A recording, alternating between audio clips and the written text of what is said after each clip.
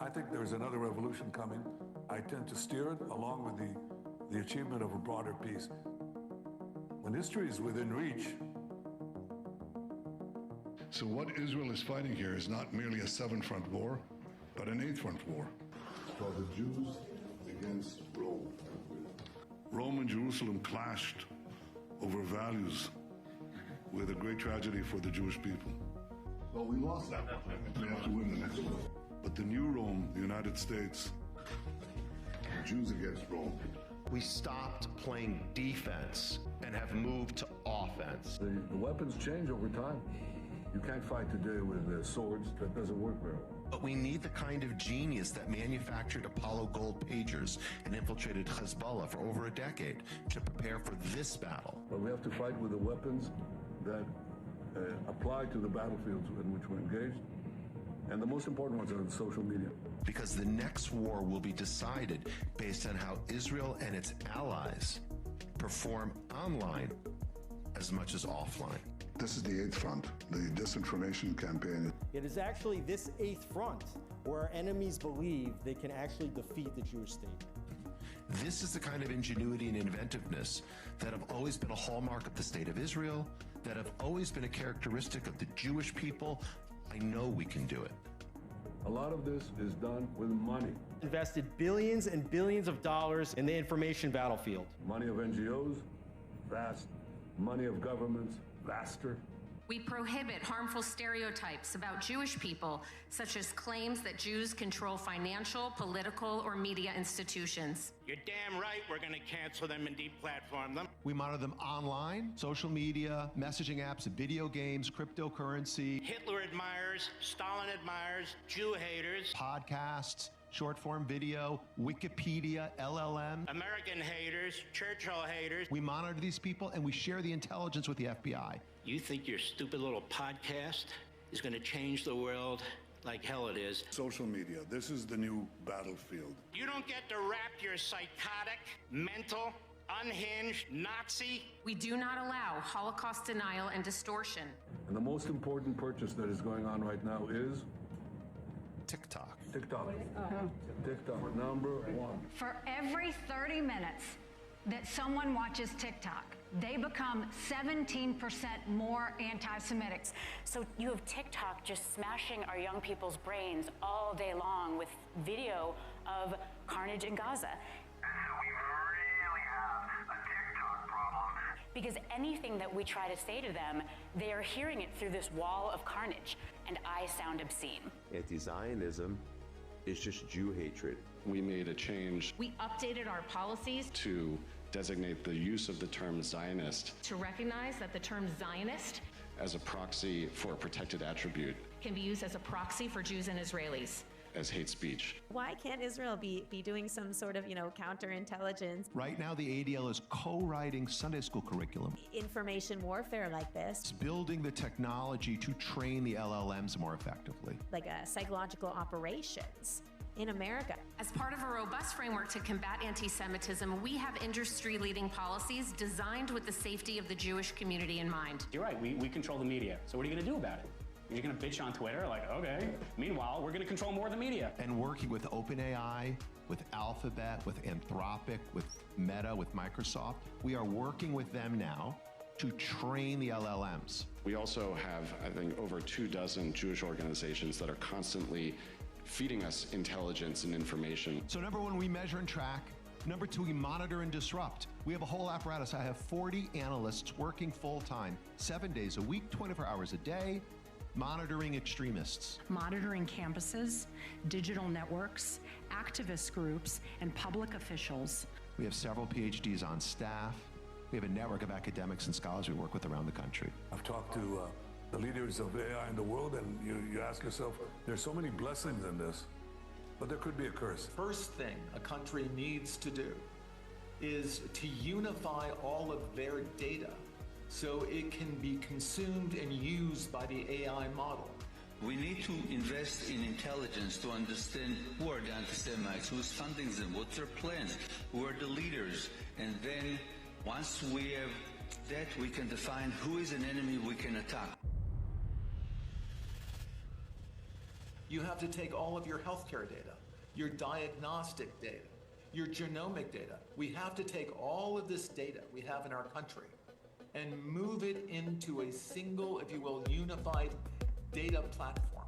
Once we have all this information, we need to empower and mobilize an ecosystem of many organizations that we can incentivize them to work together, to share, and to fight against our common enemies. Mobilizing millions of people, of allies that are quietly by our side. Citizens will be on their best behavior because we're constantly recording and reporting everything that's going on. You know, anti-Semites, most of these people running around, we're not going to win their hearts and minds because they don't have hearts and they don't have minds. So, you know, how are we going to, there's no reason to think we're ever going to convince them, but we can deport them, we can put them in jail, we can make their lives miserable, we can cut off their funding. You've got all these conspiracy theorists online going on and on about how, you know, if you try and say anything, if you try and do anything against Jews, they're going to come after you. We have featured more than 1,000 anti-Semites. And they're going to destroy you and take away your business, and therefore you have to be really, really scared. These Jew haters have faced real consequences, including firings, suspensions, and expulsions. And it's kind of starting to become true. We will shine a light on you that will follow you for the rest of your life. When you look for a job, when you look for a spouse, when you look for a nanny, when you look for anything. And I love that. I love it. We remove hate speech against Zionists when these harmful stereotypes about Jews are invoked. In the past 12 months, ADL's filed more lawsuits than in the prior 112 years. Over the weekend, I received concerning news that I was being sued for $5 million.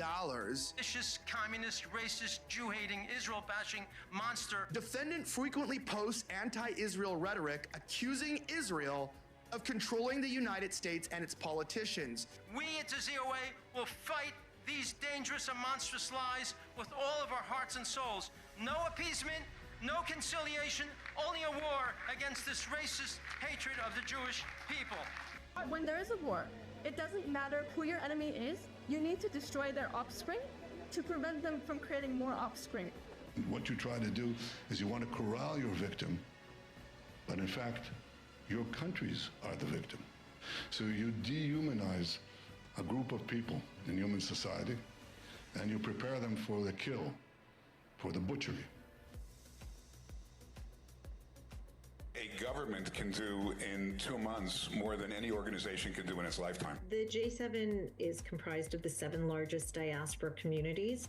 We meet every other week via Zoom to share information, to share best practices. And we're running everything all the time, from focus groups to attitudinal surveys to randomized controlled trials to identify what interventions work most effectively. Finally, we have meetings that are some off the record, some on the record with world leaders, in which we share our community's concerns and call for action. The entire education system in this country, from K through 12 and colleges, must be reformed.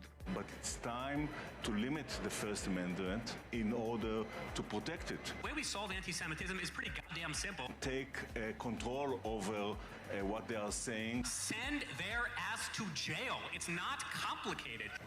And quickly before it's too late.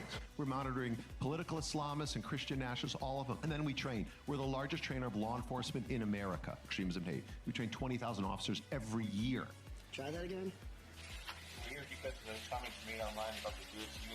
We deeply value our partnership with law enforcement. We've been working with them literally since the FBI was founded in the 1930s. Is that your account? That guy who consistently calls for the death of all Palestinians, that can probably incite somebody to do something radical. That's what we're here to talk about, I would think, to refrain from posting things like that. We are going to have a whole division within the office of the Special Envoy to combat anti-Semitism that is going to work on technology. We must take all of our technological expertise and all of our available resources to develop methods to launch and win a significant counter-information campaign. The products of our technical capacities and sometimes technical and intelligence genius, and we're happy to do it. The office is going to be revamped entirely to be one of the highest profile offices in the State Department. Because it's not working. Too many young people I've never heard of the Holocaust. The only solution right now is for the governments to decide that all the Jews are a protected minority. That means that the governments will be obliged to provide the security. Upgrades to security. Jewish community shouldn't have to be paying for it. But we have to pay for our own armed guards? Are you serious? To fund institutions, culture, and that everybody in Europe will learn about the Jewish contribution and why they should cherish Jewish presence. All your synagogues, all your shuls, all paid for. Everything. Everything that you need is paid for. I, for one, as a Jewish leader, will no longer talk about anti-Semitism in isolation from Israel. It's what we want immediately. If you ask any Jew, what do you want? What do you want? No more protests. No more protests. I'm not an anti-Semite. I just don't like the government of Bibi Netanyahu. No, you're a Jew hater.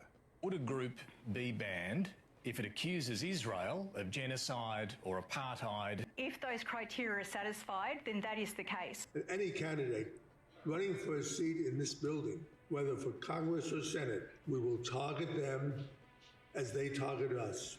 Accordingly, we will start a fund to help their opponents. Beginning already in Q1, hedge funds get set up in Israel so we can become another capital of finance. I'll argue we will beat London within a short decade as the second capital of finance. It's going to be New York as a gateway to America, Hong Kong a gateway to China, Dubai a gateway to Southeast Asia, and Israel as a gateway to other parts of the world. So we heard earlier about a mission, a goal to bring 1 million immigrants to Israel.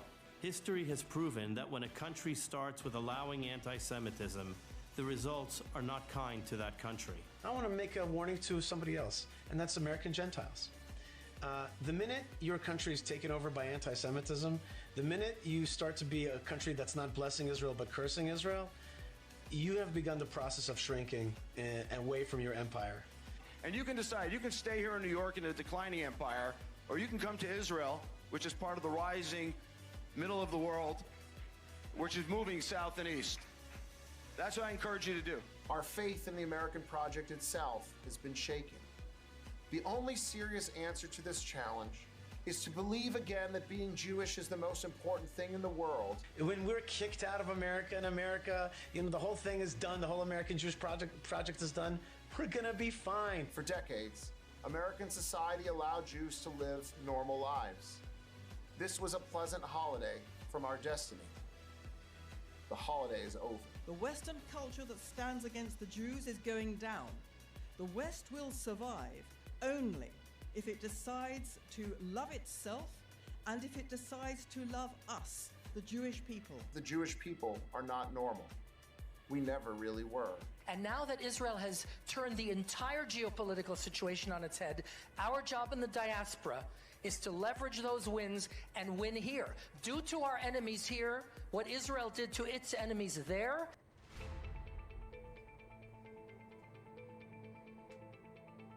And to the world, I say this: history will not remember those who merely denounced hatred in polite language. History will remember those who acted. This is a small bunch of wannabe Nazis. That's what they are. Anti-Semitism is pure evil. If we have to hunt you down the way they hunted down Nazis for decades, we will find your identities, we will find you, we will achieve justice. I think we're at the cusp of a new age, because I think that we will achieve the expansion of peace. I think that we are at a new age because I think that the possibilities of technology, with their risks, especially in AI, but with their positive benefits, are enormous in every field. I mean, from agriculture to health to transportation and I think that we are together. We can lead this and become not a secondary power, but a primary power.